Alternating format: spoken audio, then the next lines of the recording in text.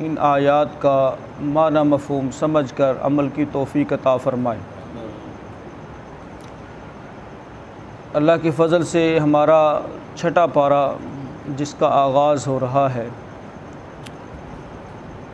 اور اس پارے کے آغاز میں اللہ رب العالمین نے معاشرتی زندگی کے چند اہم اصول ہمارے سامنے رکھے ہیں۔ پہلی چیز اس میں، اگر کسی کے اندر دینی یا دنیاوی عیب کوئی پایا جاتا ہے تو اس عیب کو نشر کرنا، لوگوں میں بیان کرنا غیبت کے زمرے میں آتا ہے، اور غیبت قطعی طور پر حرام چیز ہے۔ اور اگر وہ چیز اس کے اندر ہے ہی نہیں تو یہ بہتان کے اندر آتا ہے۔ پاک دامن لوگوں کے اوپر بہتان لگانا، ایسا عمل ان کے ذمے لگانا، یہ بھی قطعی جائز نہیں ہے۔ اب کرنا کیا ہے؟ اللہ سے ڈر بچ کے زندگی بسر کرنی ہے، اور اپنے بھائیوں کے ساتھ عفو و درگزر سے کام لینا ہے، پردہ پوشی سے کام لینا ہے، تاکہ معاشرے کے اندر سکون، اطمینان، امن قائم رہ سکے۔ کھینچا تانی کا ماحول اور اسی طرح سے ایک دوسرے سے ناراضی اور دیگر جو قدورتیں ہیں انسان کے دل میں جو پیدا ہو جاتی ہیں، ان سے جب نجات ملے گی، جب ان سے بندہ بچے گا تو تب ہی معاشرے کا حسن، امن قائم رہے گا۔ ترجمہ دیکھیں گے پھر بات سمجھ آئے گی۔ فرمایا لا یحب اللہ الجہر، لا کا مطلب نہیں، یحب پسند کرتا، اللہ الجہر بلند آواز کو، بلند بالسوء برائی کے ساتھ، من القول بات، یعنی اللہ بری بات کے ساتھ آواز بلند کرنے کو پسند نہیں کرتا، الا سوائے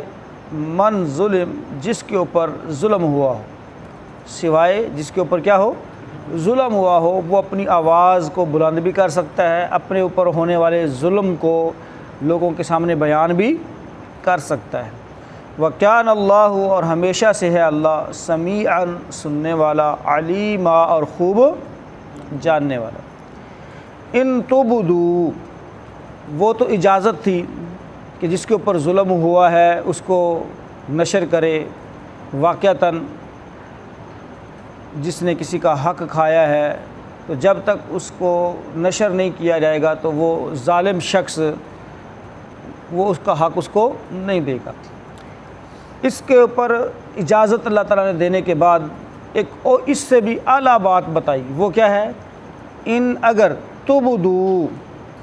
ظاہر کرو تم، خیرن نیکی کو، او یا تخفوہ، یا تم اسے چھپاؤ، او یا تعفو، تم درگزر کرو، عن سوء، کسی بھی برائی سے، کسی بھی برائی سے اس کو اگنور کر دو، اسے درگزر کر دو، اس کو معاف کر دو۔ تو فرمایا فإن اللہ، پس بے شک اللہ تعالیٰ، کانا ہے ہمیشہ سے، عفواً معاف کرنے والا، قدیرہ اور ہر چیز پر قدرت رکھنے والا۔ یعنی پہلے اللہ تعالیٰ نے اجازت دی تاکہ مظلوم کے ساتھ زیادتی نہ ہو، اور پھر اسے ترغیب دی کہ اگر معافی سے کام لے گا، درگزری سے کام لے گا، اور اسی طرح سے پردہ پوشی سے کام لے گا تو یہ بھی تمہارے حق میں کیا ہے؟ بہتر ہے۔ اپنے معاملے کو اللہ پر چھوڑ دو، اللہ پر چھوڑ دو تو یہ بھی تمہارے حق میں بہتر ہے، اور اللہ رب العالمین کسی کے ساتھ زیادتی نہیں کرتا۔ ترجمہ دوبارہ سے دیکھیں، لا يحب اللہ الجہر بالسوء من القول، اللہ بری بات کے ساتھ آواز بلند کرنا پسند نہیں کرتا، الا من ظلم، مگر جس پر ظلم کیا گیا ہو، وَكَانَ اللَّهُ، اور ہمیشہ سے ہے اللہ، سمیعاً علیما، سب کچھ سننے والا، سب کچھ جاننے والا۔ ان تبدو، اگر تم ظاہر کرو، خیراً نیکی کو، او تخفو، یا اسے چھپاؤ، او تعفو یا درگزر کرو عن سوء کسی بھی برائی سے، فإن اللہ پس بے شک اللہ تعالیٰ کانا ہے ہمیشہ سے عفواً معاف کرنے والا، درگزر کرنے والا، قدیر اور ہر چیز پر قدرت رکھنے والا۔ محترم بھائیو، آج کا جو ہمارا سبق ہے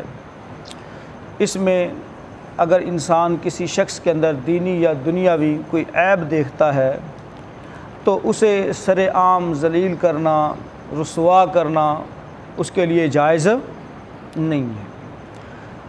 ہر شخص کو بتانا تاکہ اس کی عزت خاک میں ملے، وہ رسوا ہو، یہ قطعاً جائز نہیں ہے، کیونکہ یہ غیبت کے زمرے میں آتا ہے اور غیبت قطعی طور پر حرام ہے۔ البتہ جس شخص پر کوئی ظلم کرتا ہے تو ظلم پر جب اتر آئے تو مظلوم کو حق حاصل ہے کہ وہ اپنے اوپر ہونے والے ظلم کے خلاف آواز اٹھا سکتا ہے، اس کی اللہ تعالیٰ نے اجازت دی ہے۔ زیادتی کے خلاف، ظلم کے خلاف آواز بلند کرنا، وہ ظلم کسی حکمران کا ہو یا عوام الناس میں سے کسی تگڑے بندے کا ہو، تو ہر قسم کے ظلم کے خلاف آواز بلند کی جا سکتی ہے، اور بالخصوص جہاں آواز بلند کرنے سے ظلم کے رک جانے کے چانس ہوں اور مظلوم کو حق مل جانے کے چانس ہوں، وہاں تو آواز بلند نہ کرنا ہی کیا ہوگا؟ زیادتی ہوگا۔ تو آواز بلند کرنی چاہیے۔ اب یہاں پر محترم بھائیو ایک اور چیز اللہ کے رسول صلی اللہ علیہ وسلم نے یہ بھی بیان فرمائی کہ جو شخص باوجود غنا کے، باوجود مالدار ہونے کے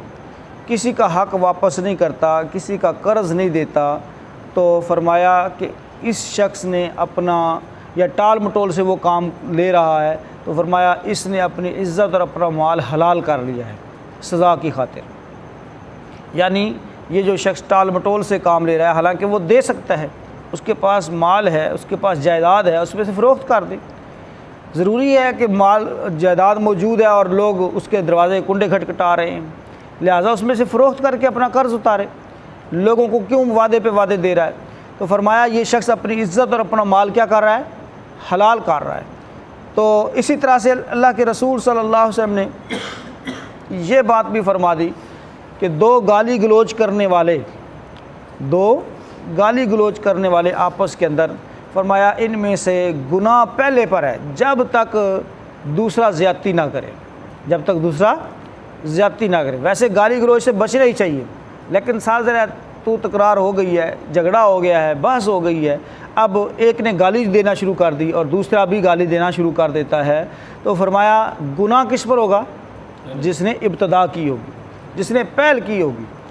اب محترم بھائیو، یہاں اللہ رب العالمین نے آخر کے اندر جو ہمیں ترغیب دی ہے وہ ہے عفو و درگزر کی، معاف کرنے کی، کہ اگرچہ اجازت ہے کہ ظلم کو بیان کیا جا سکتا ہے، اس کے خلاف آواز اٹھائی جا سکتی ہے، لیکن بسا اوقات جس طرح سے وہ پنجابی کی مثال ہے، اگو چکیے تاویں آپو ننگے، پیچھو چکیے تھے تاویں آپو ننگے، تو ایسے بھی حالات ہوتے ہیں، قریبی رشتہ دار ہوتے ہیں، دوست ہوتے ہیں، خون کے رشتے ہوتے ہیں، تو ایسے میں اگر عفو و درگزر سے کام لیا جائے تو اللہ تعالیٰ تو چونکہ دیکھ رہا ہے، اللہ سے تو کوئی بعید نہیں ہے۔ اور اللہ کے رسول صلی اللہ علیہ وسلم نے یہ اجازت بھی دی، اگر کسی کوئی ایذا دیتا ہے، کوئی تکلیف دیتا ہے، کوئی پریشان کرتا ہے، ظلم کرتا ہے، جیسا کہ ایک شخص اللہ کے رسول صلی اللہ علیہ وسلم کے پاس اپنے ہمسائے کی شکایت لے کر آیا کہ میرا ہمسایہ ایذا دیتا ہے، تکلیف دیتا ہے، تو اللہ کے نبی صلی اللہ علیہ وسلم نے اسے مشورہ دیا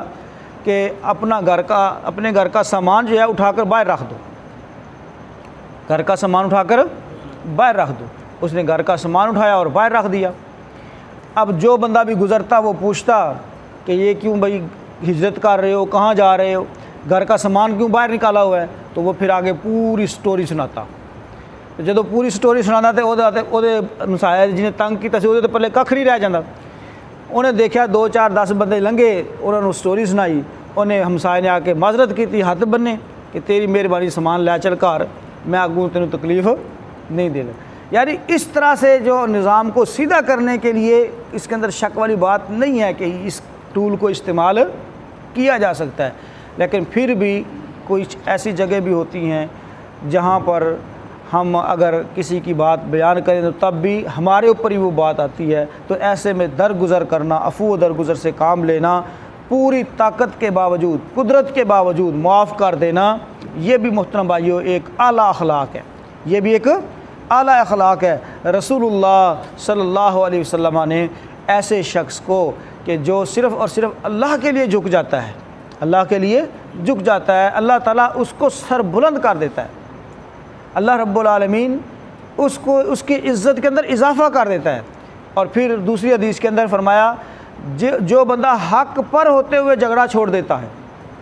حق پر ہوتے ہوئے جھگڑا چھوڑ دے، فرمایا میں محمد صلی اللہ علیہ وسلم اسے ضمانت دیتا ہوں جنت کے وسط میں درمیان کے اندر ایک گھر کی۔ حق پر ہوتے ہوئے جھگڑا چھوڑ دے، یہاں تو نہ حق چھوڑنے کے لیے تیار نہیں ہوتے، کیا خیال ہے، نہ حق جھگڑا چھوڑنے کے لیے تیار نہیں ہوتے بلکہ اڑے رہتے ہیں۔ تو بھائیو جو حق پر ہوتے ہوئے جھگڑے کو چھوڑ دے، ختم کر دے، تو اللہ کے رسول صلی اللہ علیہ وسلم نے فرمایا کہ میں جنت کے وسط میں درمیان میں اس کو ایک گھر کی ضمانت دیتا ہوں۔ کیا خیال ہے، یہ سودا سستا ہے کہ مہنگا؟ سستا ہے نا، کہ دنیا میں تھوڑا سا حق چھوڑ دیا اور جنت کے سینٹر کے اندر ہیں جی، یہاں پر ہارٹ سٹی چوک کے اندر دکان ملے جائے کسی کو تو جناب بندہ بڑا خوش ہوتا ہے کہ جناب میرے تو وارے نیارے ہو گئے، ہارٹ سٹی کے اندر مجھے دکان مل گئی، مجھے مکان مل گیا، ہیں جی، کارنر کی دکان مجھے مل گئی۔ بھائیو وہاں جنت کے وسط کے اندر، سبحان اللہ، جنت کے وسط کے اندر کتنا سودا سستا ہے۔ اللہ تعالیٰ بات کو سمجھنے کے عمل